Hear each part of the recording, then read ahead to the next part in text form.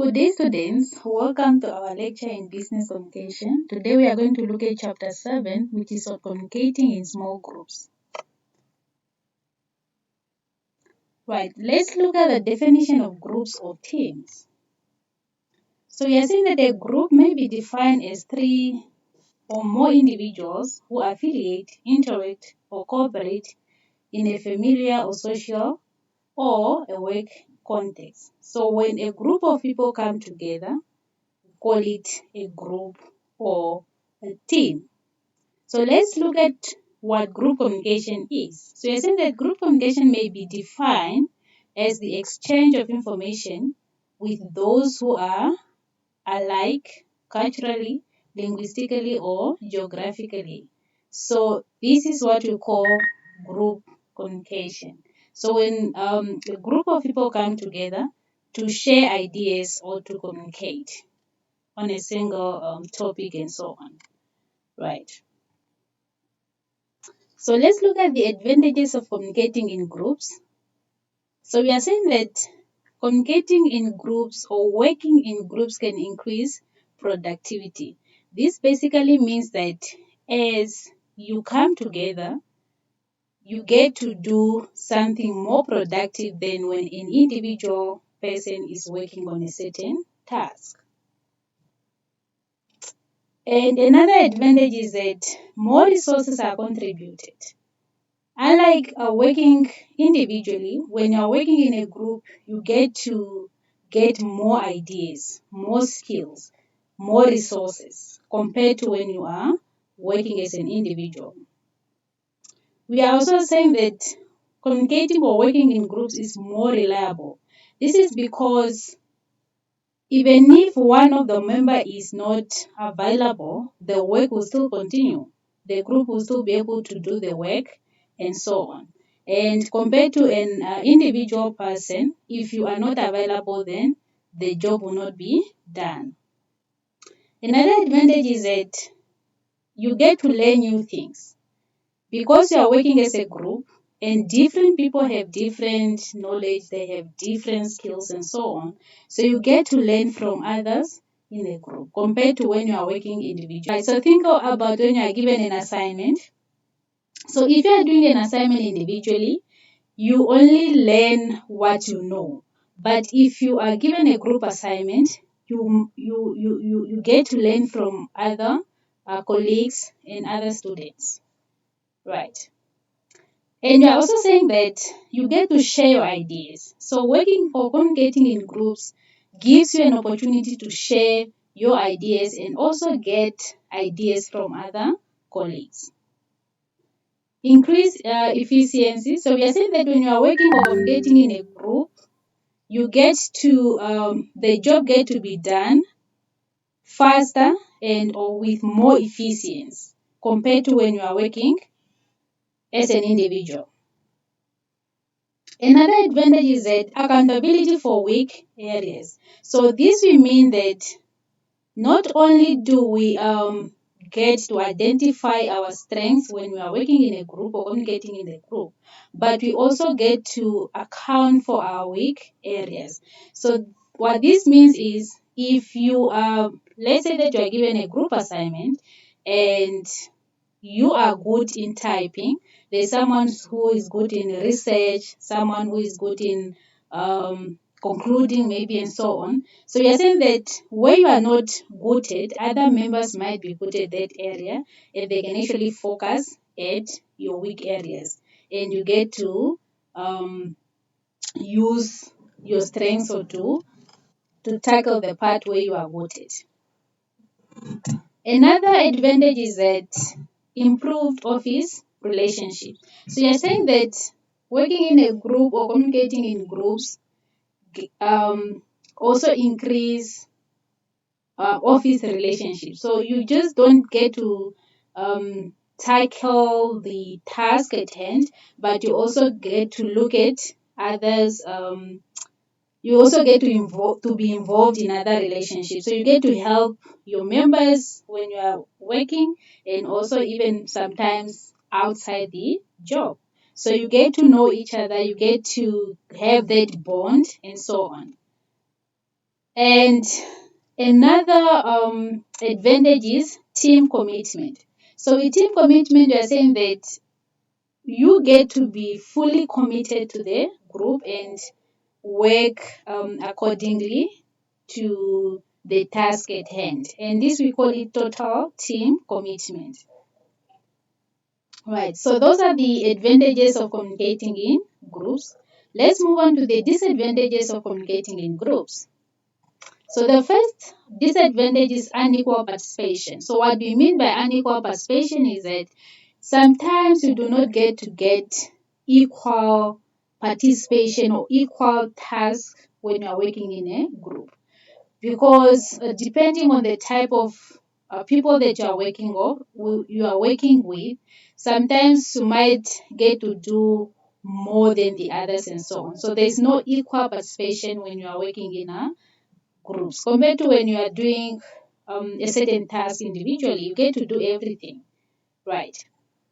Then the next disadvantage is in-strict conflict. So with in-strict conflict, we are talking of the disagreement that comes with groups and teams, because we all have our personal views towards different subjects and so on.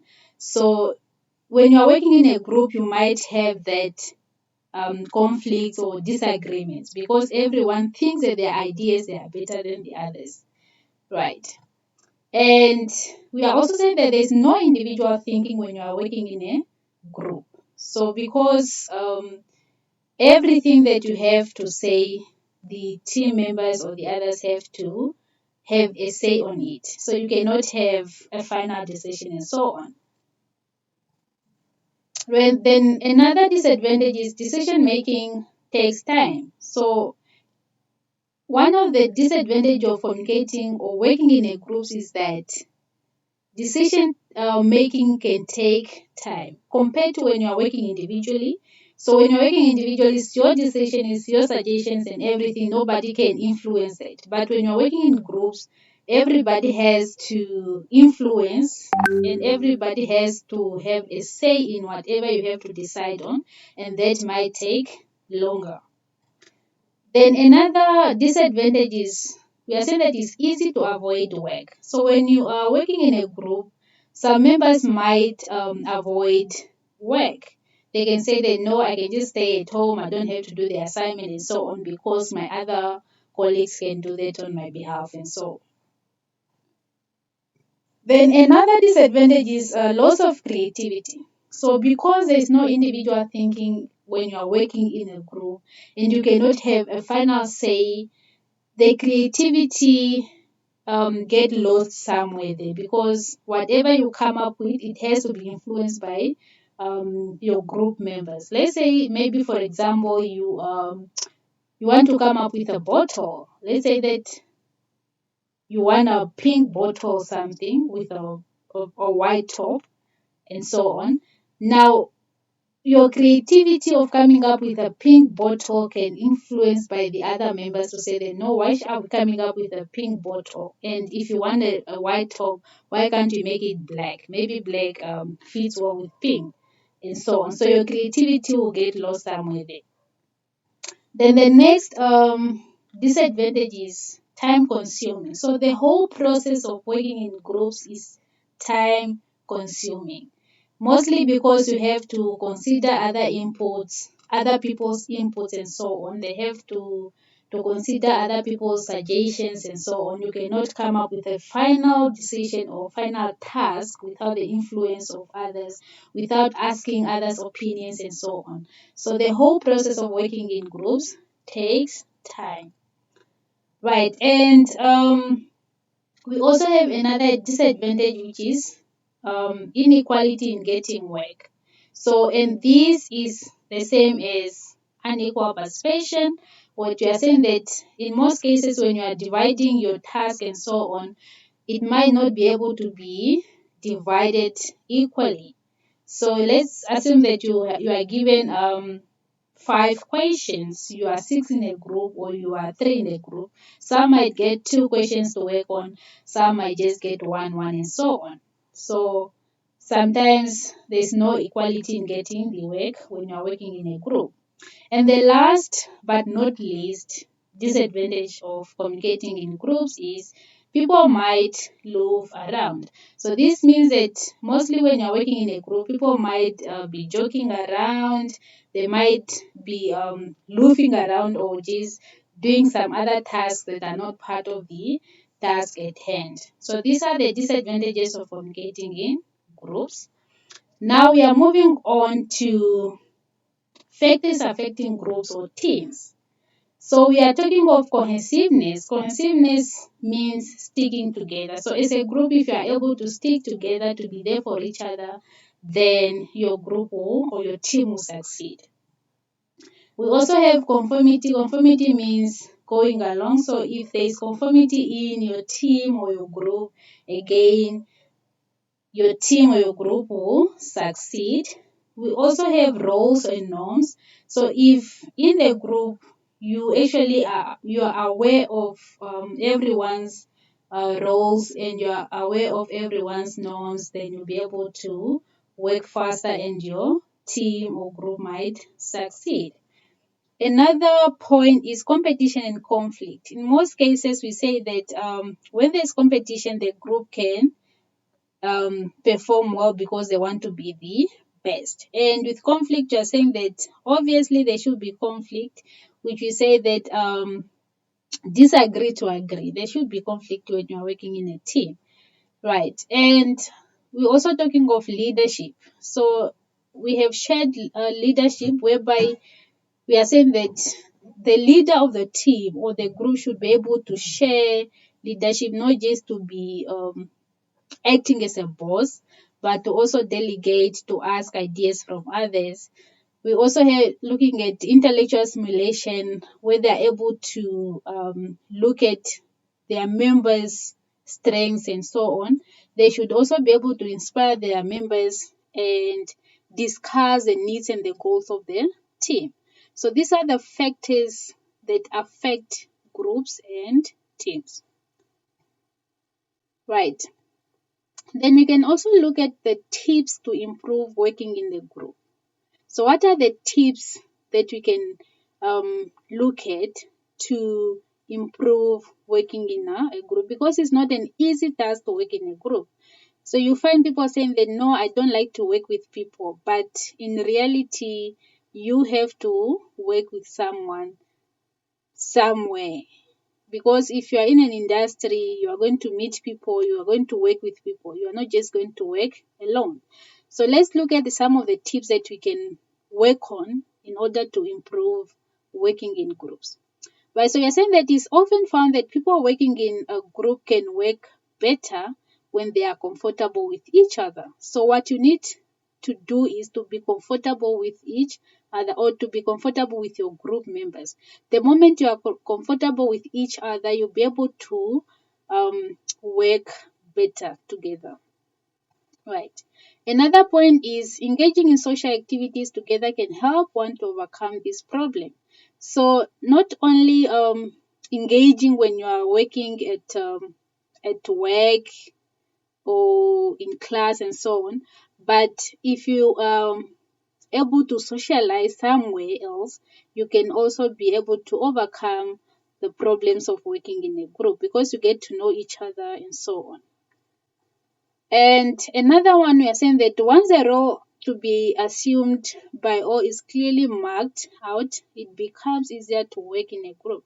So another point is that you have to know your roles in a group. So you have to know that no, you are the team leader and this is what you're supposed to do. You are the secretary and this is what you are supposed to do and so on. So once you all know your roles, then it will be easier for you to work together in a group. And another point is the people need to have a proper ongoing exchange of ideas. So they should be everyone should get a chance to contribute, to give their ideas, opinions, and so on. So this will actually help to ease the process of working in a group. And The last point, we are saying that in order to get the best of output, one needs to focus more on the benefits of working in a group.